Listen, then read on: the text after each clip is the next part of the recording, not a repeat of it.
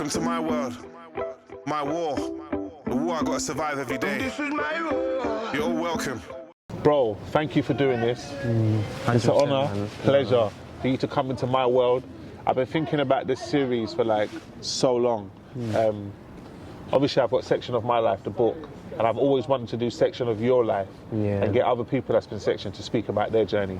So the first question I want to ask you, I've got a couple questions. First question I want to ask you is, what's your name and how old are you? My name is Antonio Ferreira. I'm 26 years old. What was you diagnosed with and how did it make you feel? The diagnosis is a tricky one because I believe the first diagnosis I got, or that I actually became aware of, was schizophrenia. Then later I got, again, from what I'm aware of, it went to then being later diagnosed also with emotional unstable personality disorder, and then most recently generalized anxiety disorder. And how did that make you feel hearing those things? Because that must have been the first time you probably heard anything sort of like that. Yeah. Do you know what? Did you know what it was before? Was that the first time you became aware of like schizophrenia, or what was the second one? Emotional unstable personality disorder. It's also known as borderline personality disorder. Yes. I didn't know. I didn't know. Obviously, like I always try to tell people, as blunt honest as it was, I had the stigma of mental ill health as well. Like I literally just thought Batman and Joker, you know. When my psychiatrist asked me, "Do you believe you have mental illness?" I'm like, "No." Like what? Like does it look like I'm? No, of course not. So it was a big shock, and I didn't know. Yeah, I didn't know what it meant. You know, but the only thing I knew for definitely was there was some sense of direction. Yes. Yeah. What was the scariest moments during being sectioned? During your section, what was the scariest moments? Obviously, top one that comes to the top of my head is being restrained. Yeah. What was that like? Because I got restrained once. Did you get injected as well? Yes. I got restrained because I tried to leave the hospital after after 3 days of sectioning, you kind of come back to yourself a bit. After I came back to myself, I was like, right, what am I doing here? And I tried to go home, and then the nurses rushed me, and then I got injected. Why did you get restrained, if you remember? I have a bad record of absconding from hospital, so running away from units. Yeah. I think the first time I started getting restrained and stuff was because I was mad. Like I was just like, because I still had that stigma, misconception. I'm like, I'm not supposed to be here. Like this is a mistake. Like you've got it all wrong. Like, like even to the point where I'm in so much denial. I'm even telling the patient, yo, I'm here by mistake. They've got my file wrong. Something like that. Do you know what I mean? Like, I'm calling it whatever. I'm calling it racism, oppression, everything. Honestly, everything but accepting it. Yeah. So definitely. That's what it was at first, and I kept getting restrained and put into I can't remember what they call it, but getting restrained and tranquilized. And it was like, it was really forced. So it was like you'd get put down limb by limb. Yes. And then, as you said, the trousers down, and then put into a room for that tranquilizer to take place. You just wake up in that room. Yeah. No, I would actually fall asleep in the room, be dragged through the corridor to my bedroom. Then wake up, find a plaster on my side, and ask what happened, and they just say, don't worry about it, just focus on your recovery. So, it was, I'd say that's the top. That's the scariest? Yeah, that was the scariest, Did it help you to get better being sectioned? And what did help you get better? I think my answer is a bit of a biased one because... Yeah, go ahead, just keep it as honest as possible. I'm going to say it helped in the sense that it made me realise things quicker. Or it forced me to realise things.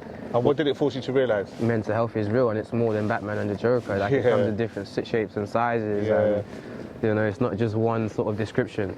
So all of that, I came to realise. And when did that realisation happen? Was it inside hospital? Yeah, it was inside. It was inside, and it was with the patients. So I'm telling the patient I'm here by mistake. But it's like they can see through that. You know, their patients have been there way before me.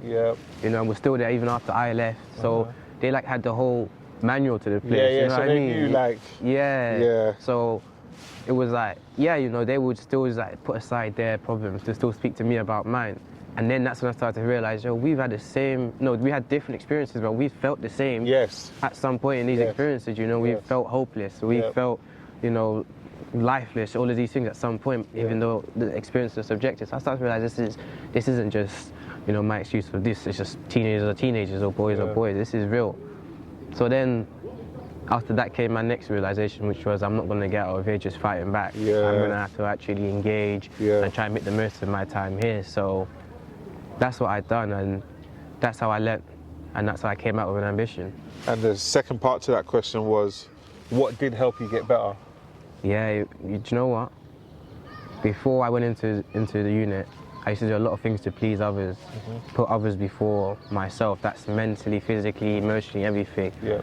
I wanted to feel good by being helpful to others, not to myself. Yeah. You know what I mean? So being helpful to others, I wanted to feel a part of the world by giving to others.